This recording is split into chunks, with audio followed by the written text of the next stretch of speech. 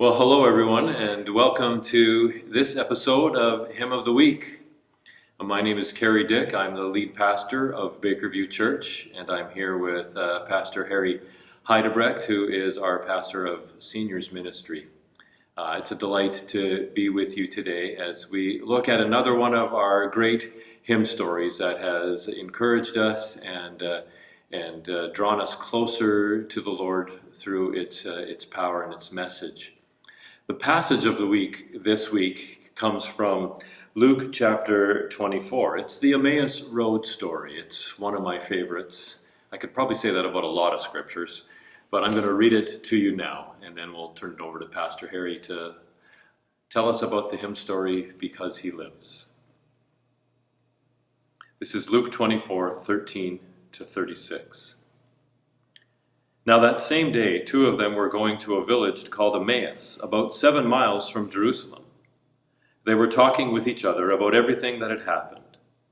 As they talked and discussed these things with each other, Jesus himself came up and walked along with them, but they were kept from recognizing him.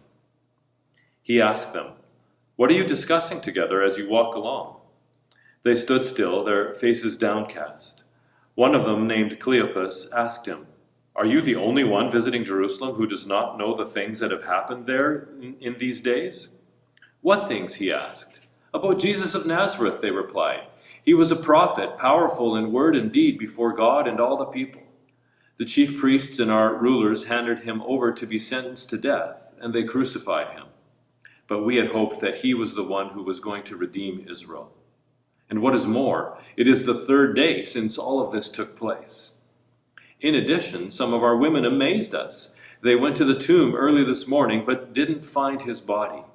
They came and told us that they had seen a vision of angels who said he was alive. Then some of our companions went to the tomb and found it just as the women had said, but they did not see Jesus." He said to them, "How foolish you are, and how slow to believe all that the prophets have spoken. Did not the Messiah have to suffer these things and then enter his glory?" And beginning with Moses and all the prophets, he explained to them what was said in all the scriptures concerning himself. As they approached the village to which they were going, Jesus continued on as if he were going further. But they urged him strongly, "Stay with us, for it is nearly evening. The day is almost over." So he went in to stay with them. When he was at the table with them, he took bread, gave thanks, broke it, and began to give it to them. Then their eyes were opened, and they recognized him, and he disappeared from their sight. They asked each other, "Were not our hearts burning within us while he talked with us on the road and opened the scriptures to us?" They got up and returned at once to Jerusalem. There they found the 11 and those with them, assembled together and saying, "It is true, the Lord has risen and has appeared to Simon." Then the two told what had happened on the way and how Jesus was recognized by them when he broke the bread. While they were still talking about this, Jesus himself stood among them and said to them, "Peace be with you."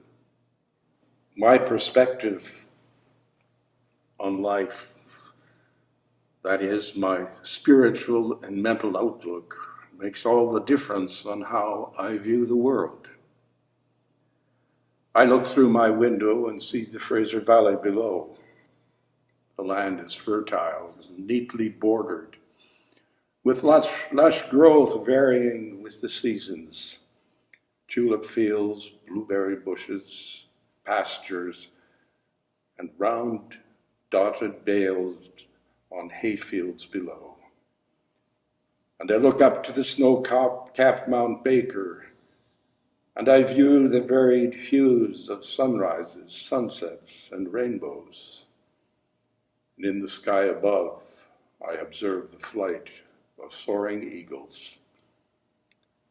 And I say to myself, what a wonderful world. I then view the television screen, which along with news and a few programs of inspiration brings the tragedy of the world into my living room. And I say to myself, What's gone wrong with this wonderful world? And I look again, this time with my eyes on Jesus, who came into this world to redeem us and it. I listen carefully to his words of hope and observe how he lives, loves, and brings wholeness to people like myself. And I also see a vast host of disciples scattered throughout the world, faithfully continuing the work that Jesus began. And I say to myself, there is hope for this world. Gloria and Bill Gaither, composers of our hymn of the week, Because He Lives, describe a dry season in their lives when they lost perspective and composed no songs. It was the late 1960s, the peak of the Vietnamese War, when the country seemed in turmoil. The drug culture was at its height, and in the world there was a pervasive attitude that God is dead. Gloria was pregnant with their third child, and they began to question whether it was right to bring a newborn child into a world such as ours. Then the miracle happened, and their son Benji was born, and a new song began to percolate in their hearts. How sweet to hold a newborn baby and feel the pride and joy he gives. But better still, the calm assurance that this child can face uncertain times because Christ lives. In our passage of the week, we observe two dejected and confused disciples walking down a dusty road from Jerusalem to their home in Emmaus, leaving behind the city, 3 used crosses, and a sealed tomb. It was 2 days after that dreadful Friday that some of the women reported seeing a vision of angels who declared that Jesus was alive. But like the other disciples, they dismissed the reports as nonsense. And so it was that these 2 disciples continued to walk in the darkness of that horrific Friday.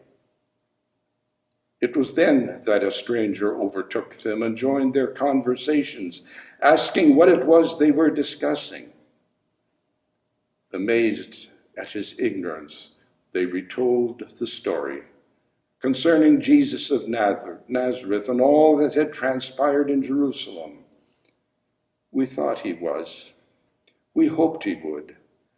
But the chief priests and our rulers arrested him, turned him over to the Roman soldiers who crucified him. It was then that the stranger began to open the scriptures and explained all things concerning himself. Though their hearts were warmed, they still did not recognize who it was that walked with them. The disciples were delighted that the stranger accepted their invitation for lodging and a meal, for it was evening. But they were caught by surprise when he took the bread they had provided and gave thanks and broke it and began to give it to them. It was then that their eyes were opened and they recognized the risen Christ. Hastily they returned to the city to announce the good news. It is true, the Lord is risen. An author whose name I have forgotten has observed, though the work of redemption is finished, Jesus' work on earth isn't. He still walks with us along difficult paths, listening to broken hearts, putting lives back together, restoring love and hope to those who need him. He is not finished. Not as long as we need him. He continues to live and work in us, yesterday, today, forever.